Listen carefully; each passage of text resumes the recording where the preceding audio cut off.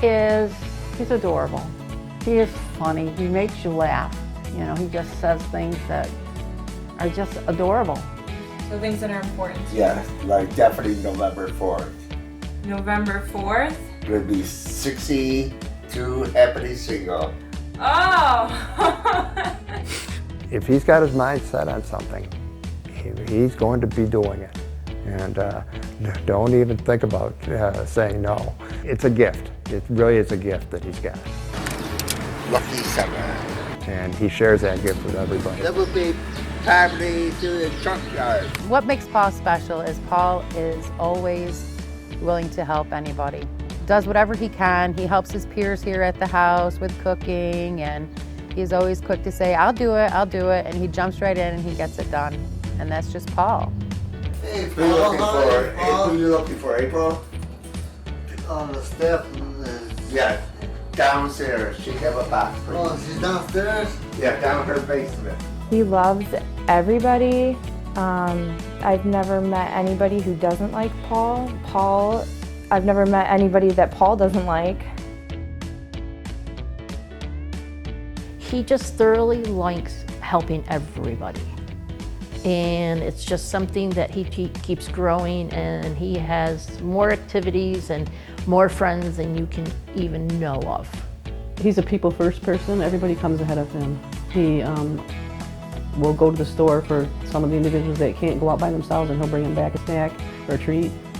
If he wins at one of the lottery tickets, he'll buy somebody something, soda, whatever. He's always giving to everybody else.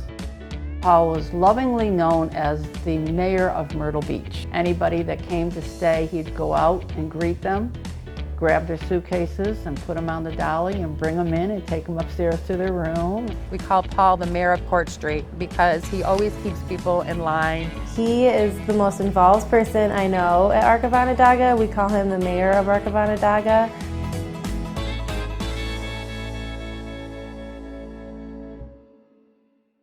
We are twins.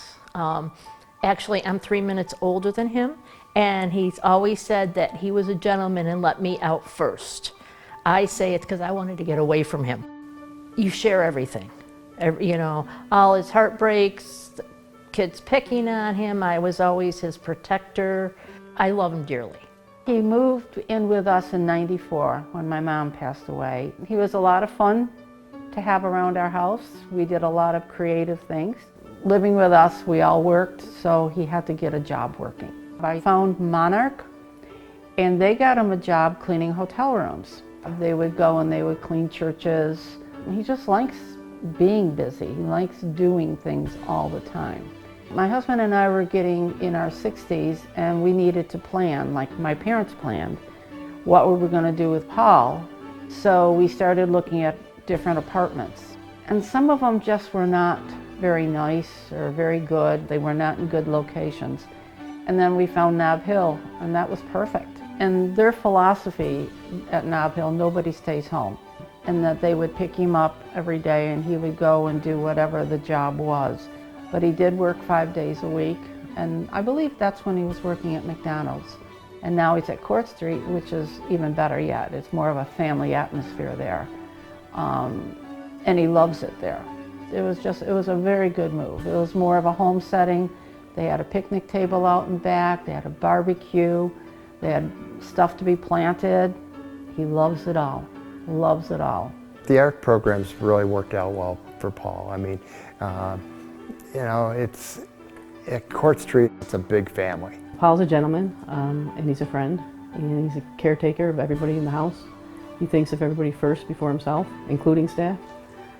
He's always complimenting everybody. He worries about everybody, and he checks on everybody. And when I leave at night, if it's dark, he walks me to my car and opens the door. He won't let me walk out by myself. If it's snowing out, he'll brush the car off for you. He's just a gentleman all the way around.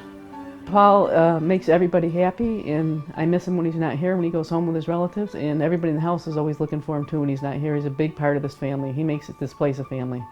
Well, I think he has the security of the supports, but in the same sense, because he has the supports, he feels more confident to do more things on his own.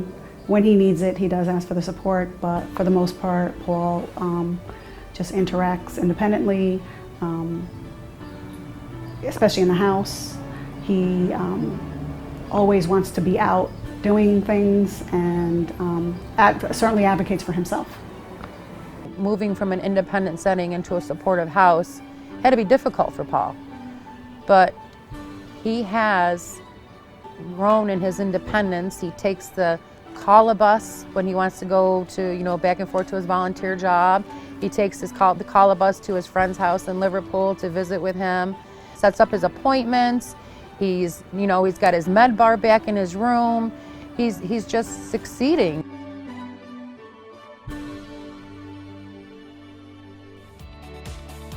We got him involved about 24, 25 years ago in the Sons of American Legion. Because of our father being a Navy veteran, we got him involved in that, and he is the historian for the Sons and has been for many years.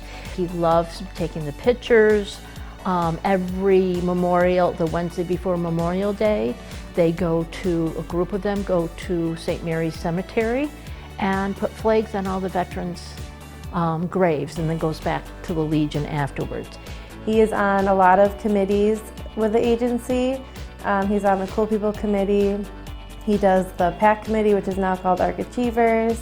Every year they go to the Self-Advocacy Conference in Geneva, and he loves going to that. He speaks at the Be Fair to Direct Care rallies and advocates for direct support staff.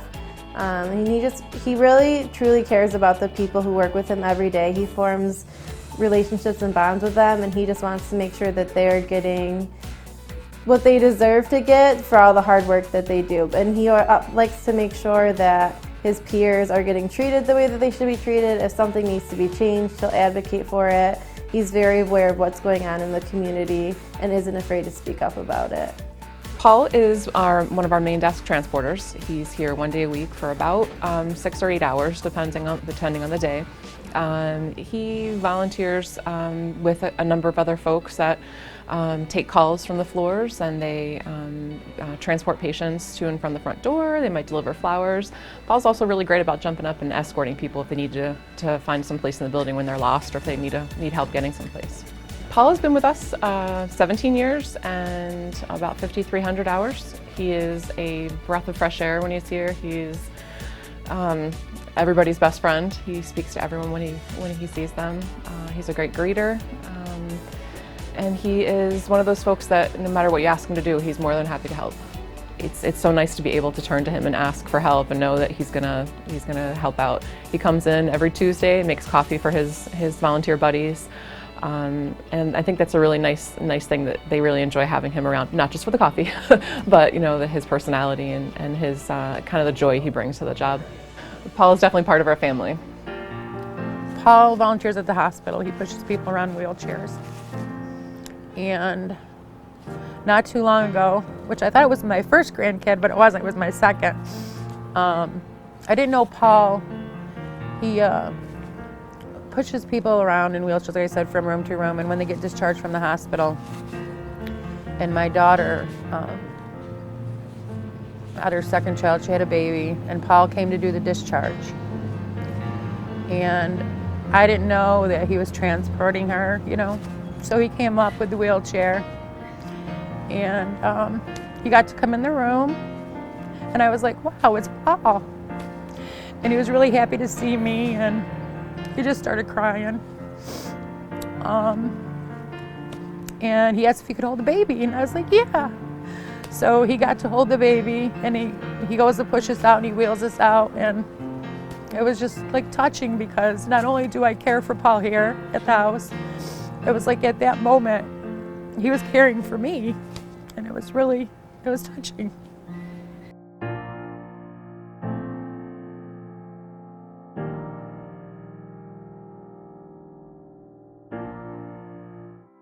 Oh, the ARC people have been right there for him, and they've steered him into a direction which is nothing but good for Paul.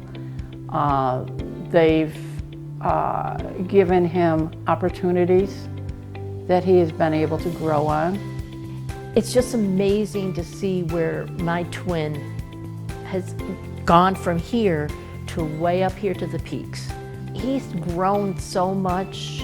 He gets to do many things. I mean, he's been to Alaska on a cruise. He gets to go to dude ranches. He's more active than a lot of people I know, and he just keeps on going. He keeps looking for more things to do and to help people.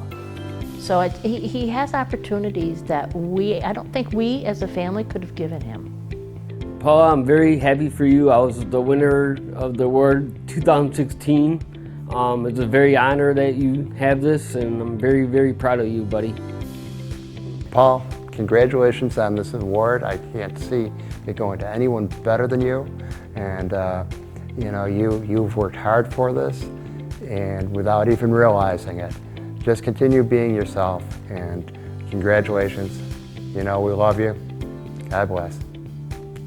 Paul, keep doing what you're doing because you're doing a really great job, and I love the person that you are, and you just have so much love, and I love being a part of your life. My message to Paul is continue to grow. You have come a long way, and I couldn't be more proud of you than I am right now, Paul. Paul, I am so proud of you. You have accomplished many things and have risen to this high peak. You make everybody so happy when you're around. Your heart, you just pour your heart out to everybody with the love, and it's all unconditional love that you give everybody. I am so proud. I love you.